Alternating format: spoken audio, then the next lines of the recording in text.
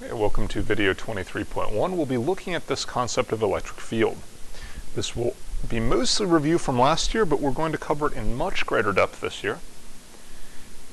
And let's say that we have a collection of source charges, and then we also have a test charge. So here's our source charges, Q1, Q2, Q3, Q4, Q5, etc. And they're all over here.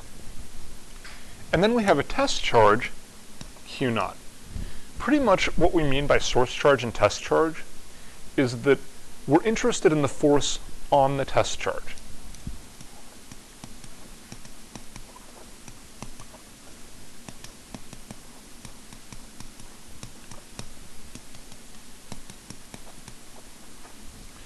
So we're only going to be considering the forces on the test charge. We're not going to be considering the forces that these source charges exert on each other, for instance.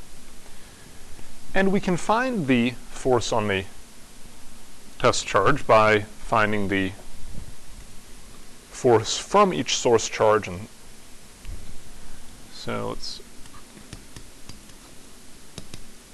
it is the sum of all of the individual forces. So the force from charge 1 plus the force from charge 2 plus the force from charge 3, and so on. And each one of those forces is given by Coulomb's law, the kq q over r squared. Now if we double the magnitude of Q naught, what's going to happen is that each term in the series here will double, because each one is given by Coulomb's law. So the nth force is equal k times qn times q naught, the test charge, divided by r squared. If you double q naught, that force will double. And because every single one of those is doubling, the net force on the test charge will also double.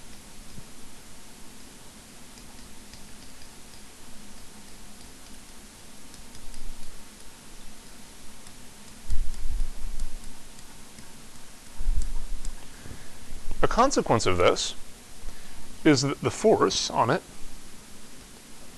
is equal to Q naught times some constant, which we'll call the electric field. If you double Q naught, or actually, let me rephrase that a bit. If we look at the force divided by Q naught, that's going to be constant. If you double Q naught, you also double the force. So the ratio between them is a constant. And that constant we're going to call the electric field. And now, what do we mean by electric field? Now the first one is we need to introduce the mathematical idea of a field. It's a quantity that has a value at each point in space. And if that quantity has a direction, it's a vector field.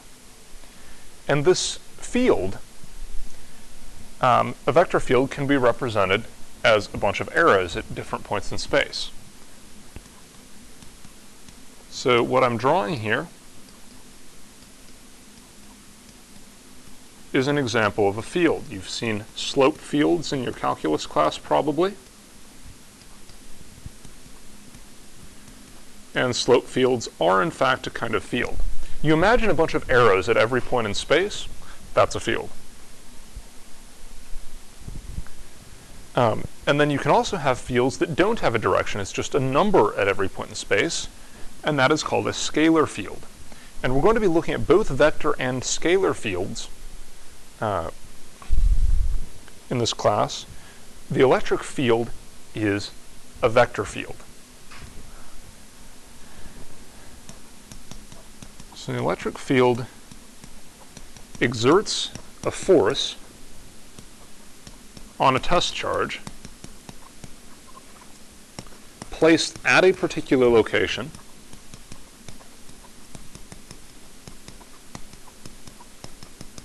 and that force is equal to Q naught times the value of the electric field, at that location.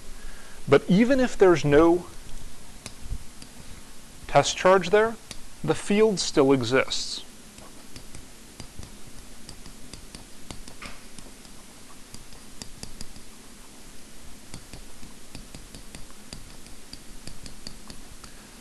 The idea is the field is created by the source charges, and then if you put a test charge at a location where the field is non-zero, that test charge will experience a force. But the field is still there, even if you don't have a test charge to measure it. That's the idea. And the idea of fields is tremendously important for physics. Everything that physics does now is about fields. So let's look at an example of this. Fairly simple one.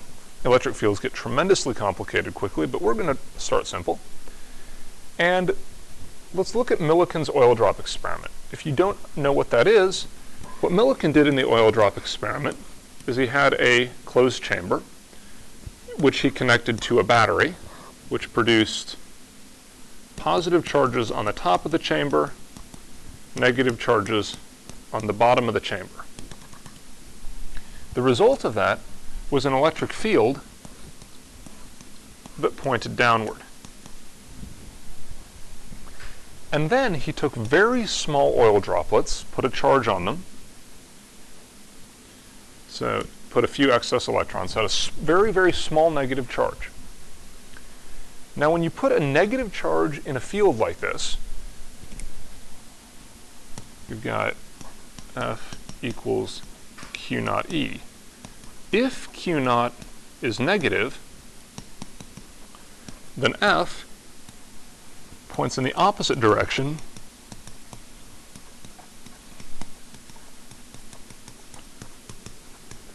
from E. So if that oil droplet is negatively charged, the electric force on it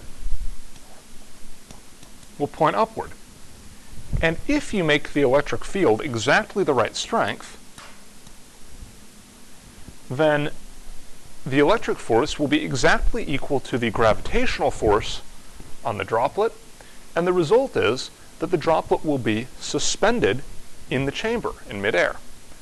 And if you know the size of the droplet and its mass, you can figure out how much charge is on the droplet by finding the electric field that is necessary to hold it stationary. And this is actually how Milliken determined what the charge on the electron was.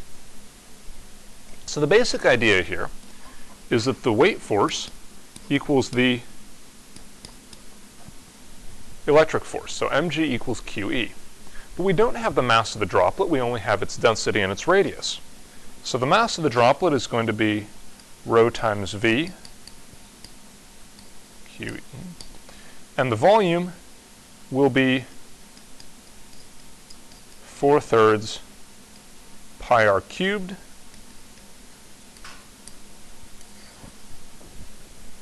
and then we solve for Q equals 4 rho pi r cubed g over 3e.